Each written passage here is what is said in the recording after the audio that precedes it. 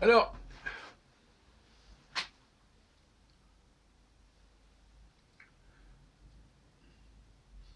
le, on nous dit souvent que le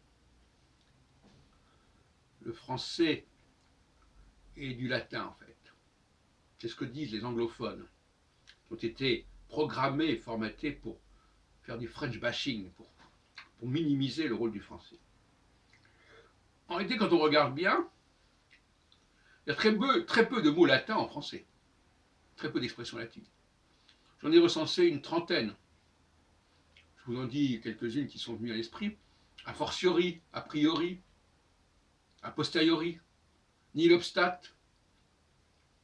sine die, ad vitam aeternam, ad libitum, de facto, ipso facto, ex nihilo, ex abrupto, vox populi, curriculum vitae, referendum, terminus, deus ex machina, rebus sixtantibus, mutatis mutandis, casus belli, sine die, et quelques autres.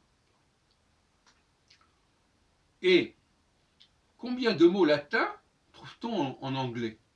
Très peu. Le fameux mot exit, par exemple, qui a été popularisé par le Brexit. Mais à part ça, dans très nombreux cas, ce sont des mots français, ce ne sont pas des mots latins.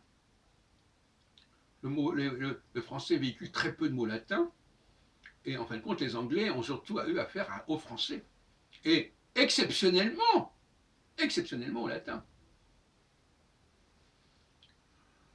Et inversement, le nombre de mots anglais qui existent en français, dans le sens inverse, est très faible. Il est d'autant plus faible une grande partie de ces mots soi-disant d'origine anglaise, par la force des choses, par la statistique, sont d'origine française. Ce n'est jamais qu'un retour, on est dans ce qu'on appelle la francophonie, avec des variations qui peuvent exister entre les francophones.